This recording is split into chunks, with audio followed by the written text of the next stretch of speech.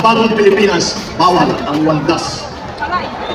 Now, let's talk about the latest and juiciest political issues na talaga namang pag-usapan sa buong 2024. At ngayon nga ay nanarapit na tayo sa ating pagpalit ng taon. So year-ender na tayo. So pag-usapan po natin ang mga bagay-bagay na nagbibigay sigla sa politika. Actually, yung mga ganitong mga political issues na to, napagbibigay din sigla sa atin yan. Kasi una-una, nagkakaroon tayo ng maraming kaalaman, nagiging ng ating mind para sa kung ano ang nangyayari sa ating politika at sa ating bayan. Sa mga nakalipas na buwan, naging mainit ang issue tungkol sa confidential fund at intelligence fund ng DepEd at ng OBP ng ating BP Sara. Talaga naman pinag-usapan to. Kaya nga nagkaroon tayo ng Quadcom committee para po talakayin ang lahat ng issue na na-upload po sa naging issue kung paano ginastos ang mga pondong na nabanggit ko. Bago po ang lahat ng mga nangyayari kaganapan nito, sa pagsambulat ng 2024, nagkaroon po tayo ng Bagong Pilipinas kick-off dyan po sa may Quirino Grandstand sa may Luneta. At doon po nabanggit ng ating mahal na Pangulong Bongbong Marcos na sa Bagong Pilipinas, bawal ang waldas. So sa tingin ko, dito talaga nasipa ng gusto si Sara Duterte sa pagkaabanggit ng ating Pangulong Bongbong Marcos regarding sa bawal ang waldas. So kami naman po nung sa dilo yun ay taga naman po naghiya. Kasi alam ko na po kung sino tinutukoy doon. Kundi itong nga po si BP Sara. Ayun ang manakas na kutob ko noon. Hanggang sa mambulat na nga po. Sa ngayon po, alam na po natin kasi yung tambalustay na ating narinig mula sa ating Pangulong Bongbong Marcos. Although hindi sinabing tambalustay, sinabi lang niya bawal maglustay. O bawal ang waldas. Diba? Bawal ang waldas. Ayun lang talagang ang exact na sinabi ng ating mahal na Pangulong Bongbong Marcos. Sa Bagong Pilipinas, bawal ang waldas. Sa Bagong Pilipinas, bawal ang waldas. Malinaw ang pagkaabigkas o ang pagkakasabi ng ating mahal na Pangulong Bongbong Marcos sa kanyang tinuran na sa Bagong Pilipinas, bawal ang waldas.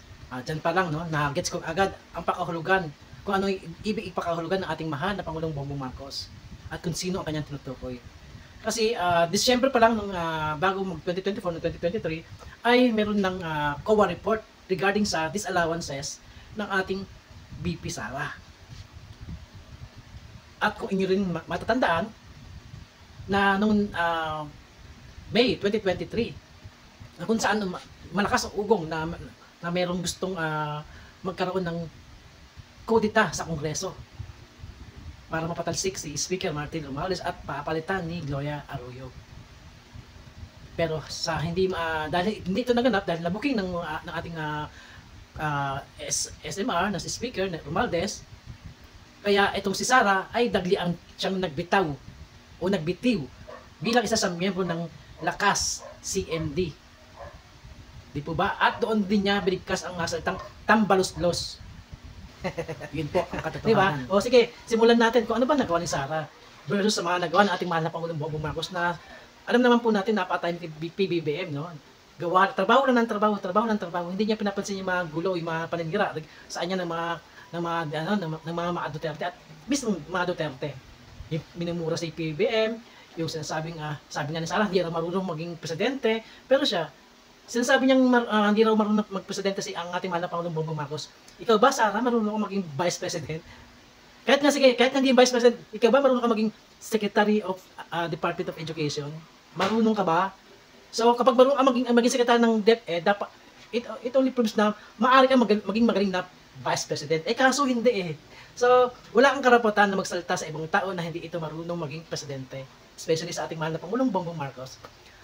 Habang ikaw ay hindi naman marunong na maging secretary ng DepEd and even ng Office of the Vice President, hindi ka naman marunong.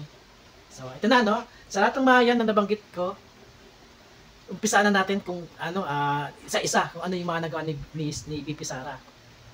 So, nung mga panahon na yun, nagkaroon naman po ng basic report ang Department of Education. This is not simply at naging guest nga po nila DepEd curriculum. Pangulong Bongbong This Marcos. is At dito the po ay basic mas lalo akong education nadismaya kay curriculum of the Philippines. Mas lalo akong nadismaya Ito po sa kanya, ang sa curriculum totoo lang. na Kasi inaasahan habang natin nag-isip si humulma Sara, sa dahil kabataan siyang sekretary ng DepEd, bilang bagong Pilipino. mataas yung expectation ko sa kanya na she can carry, yung kung paano mag-speech. Kasi pero na-witness ko ay hindi ganun . Si Sara ay nagbasa all the way, basa. Nagbabasa lang siya. So meaning, wala siyang alam. Lahat lang yun ay naging dikta lang sa kanya. So, okay lang sana kung dinikta lang sa kanya o meron siyang speechwriter. Pero dapat, inaral din naman niya para hindi naman siya, alam mo yung parang high school na nag-report, yung babasa ka. Diba? Hindi nag-aral, so hindi niya alam yung kanyang trabaho.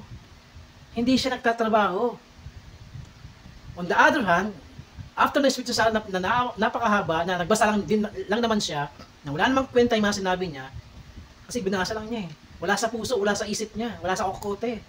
Kaya doon ako nadismaya, kasi hindi ganun ang pagkakano sa kanya, pagkakakilala. Kasi iba yung, di ba, iba yung ano sa kanya eh, yung kumbaga, pagpapakilala sa tao eh, parang ang lakas ng dating eh. Pero ampaw pala, ampaw. So on the other hand, nung si PBBM na ang nag-speech, doon ako lalong bumilib kay PBBM kasi alam na alam niya kung ano ang dapat na ginagawa sa Department of Education. Dire-diretso siya sa tao, walang kodiko. Okay, sabi natin meron siya speechwriter, pero si PBBM ay inaral naman niya kanyang assignment. Hindi lang basta magbasa. Kaya naman nakakatuwa si PBBM, lahat na lang ng mga departamento, parang alam na alam niya talaga. May participation talaga siya na inaral niya at alam niya yung sinasabi niya. Kaya naman pag tinatanong siya sa mga interview, talaga namang meron tayong magpulot no, na mga magandang sinasabi ng PBBM, na mapahanga ka.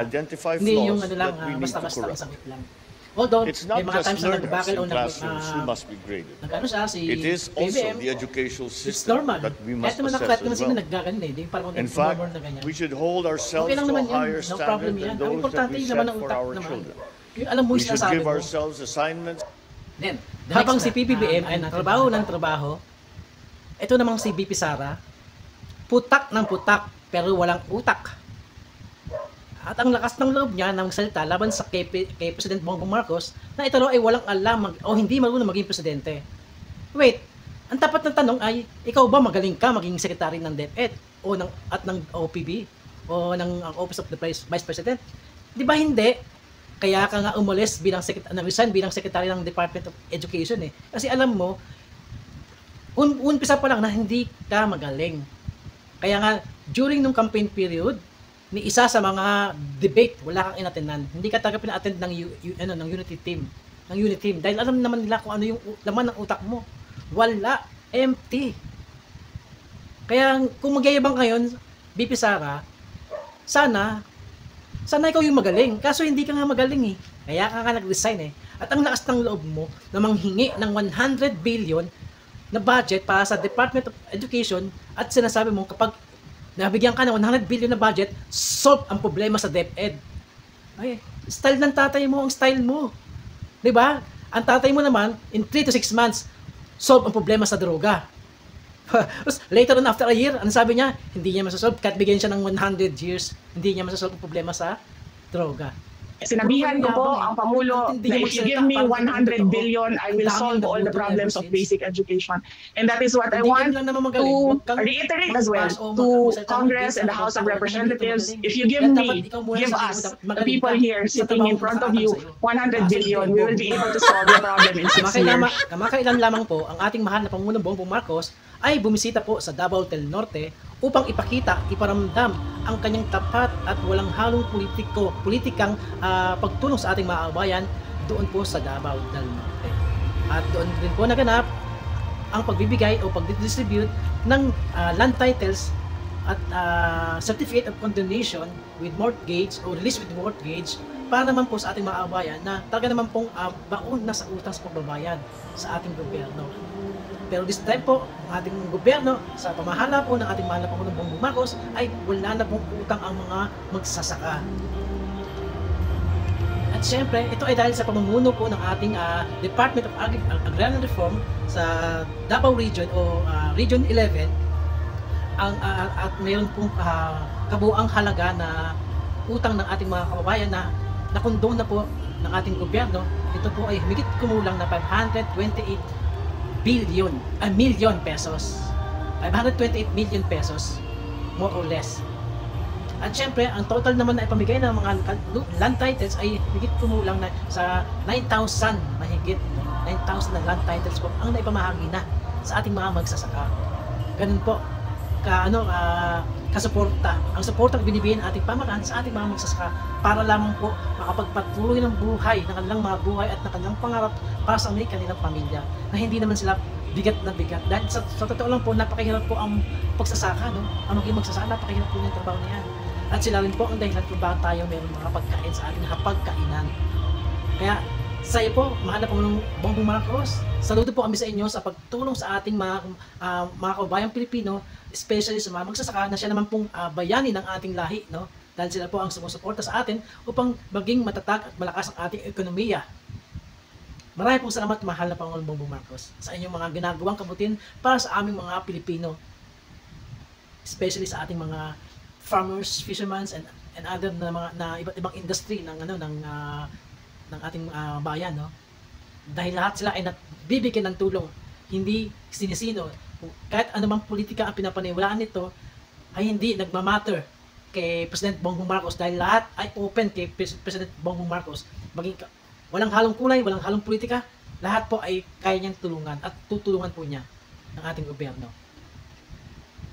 While Sara, na wala naman tutulong kundi magpakitang tao, kunwari, simpleng buhay, may simpleng pamilya, pero ang katotohanan, hindi. Dahil ang kanyang puso ay nababalot ng greediness. Kasi gusto niyang mamuno kahit hindi naman siya magaling mamuno. Gusto niyang agawin ang kapangyarihan o ang posisyon ng pagiging presidente kahit hindi naman siya magaling. Yung pagiging meron nga lang niya, ampaw na siya eh. Maging presidente pa kaya. Hindi na nga siya magaling bilang sekretary ng DepEd. And how much more sa pagiging vice president. So lalong hindi siya magiging magaling na presidente. Di po ba? Yun ang logic dun eh. Kasi pag ikaw bigyan ka ng assignment, kahit sino man sa eskwelahan, sa trabaho, o kahit saan pa man, dapat ginagawa mo ito ng buong puso at buong galing, di ba? Ibibigay mo yung best mo eh. Pero yung naiatang sa iyo yung Department of Education, wala kang naipakitang galing. Wala kang naiambag. Ayan ang katotohanan. So hanggang dito naman po ang ating mga sinasabi at ang ating pagkukumpara sa ating President at kay Vice Presidente. At syempre sa mga hindi pa napag-subscribe sa aking channel, please naman po do a favor para sa akin. Please subscribe to my channel and don't forget to like, comment, share, and also do not forget to hit the notification bell and select all para updated po kayo sa lahat ng mga uploaded videos ko. Salamat po!